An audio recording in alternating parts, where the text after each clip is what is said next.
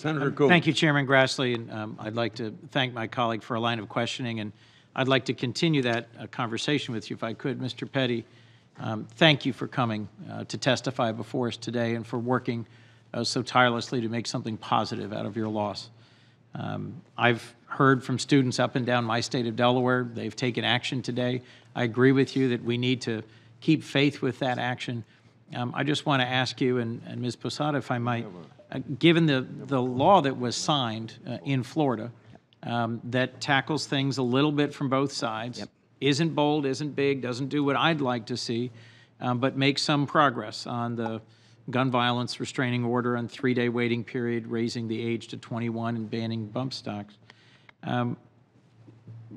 Do you believe we should mirror the actions that were signed into law in Florida? Are there aspects of that you disagree with, or are there things you might support that would go beyond that? It's a great question, and let me say one thing. There's the walkout movement. There's also a movement called Walk Up that I think should get equal airtime. The Walk Up movement is where students go and put their arms around another student that's having trouble or is alone or isn't eating it doesn't have anybody to eat lunch with them. And I would encourage the students to not only walk out but walk up. Without getting into specifics, Senator, there were things about that legislation that I personally disagreed with. There were things that other family members personally that they disagreed with. There was enough in common that we decided to set aside those differences and come together, and I think we made some change. That to me is the model for going forward. There are things on the edges we're always going to disagree with. If we can just come together and say, look, and I think Ms. Posada said it well, we've got to quit impugning the motives of the other side. There are deeply held beliefs on both sides, and just because somebody holds a particular belief doesn't make them a bad person. We have to talk to them, we have to listen to them, we have to find common ground, and we have to come together. There are a lot of things in front of this Congress that are common ground that should be done quickly, and then you can continue to debate the things that you don't have in common. Thank you, Mr. Petty. And my concern is that we will do nothing.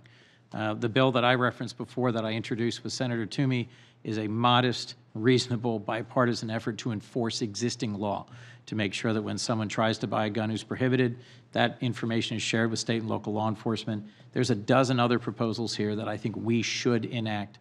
Otherwise, we risk sending the message to families like yours, to you, to teachers, to faculty, to these students from around the country that we're just not hearing them. And I would absolutely support what you're proposing.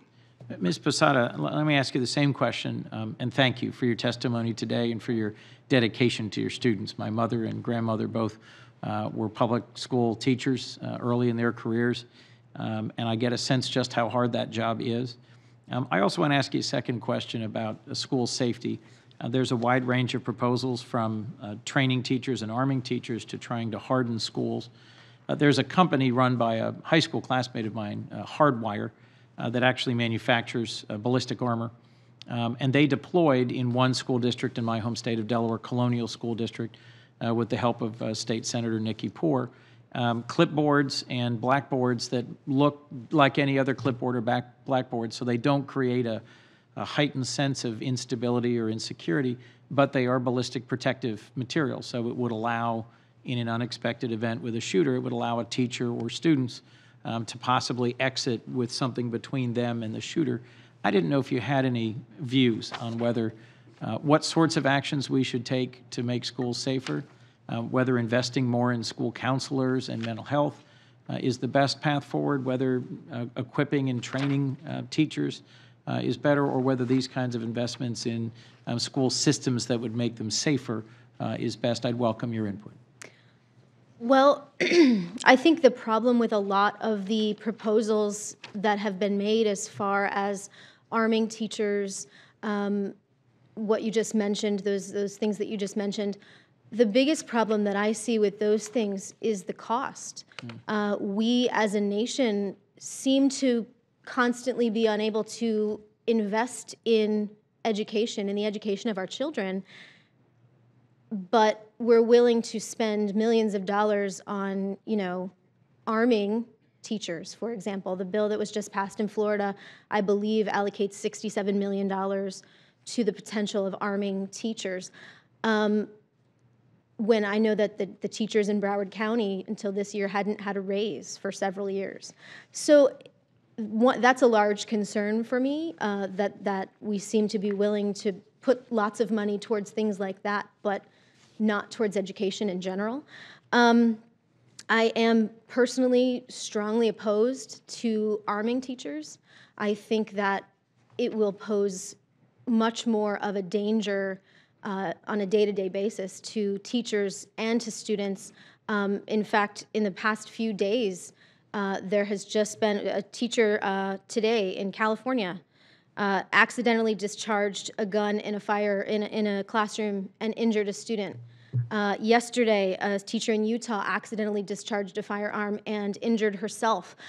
These were trained teachers who were allowed to carry those weapons, and just in 2 days, these accidents have happened. So if we do this on a larger scale, I fear that those things would happen more and more.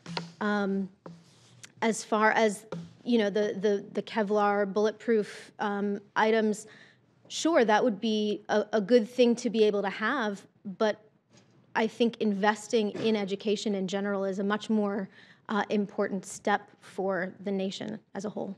Well, thank you, Ms. Posada. Mr. Petty, as Mr. Petty mentioned, making sure that we're investing in school environments where there's limits on bullying and where there's resources, teachers and others for counseling, so that those who are isolated or at the margins of school communities are more engaged, are more supported, is something that I would see real value in.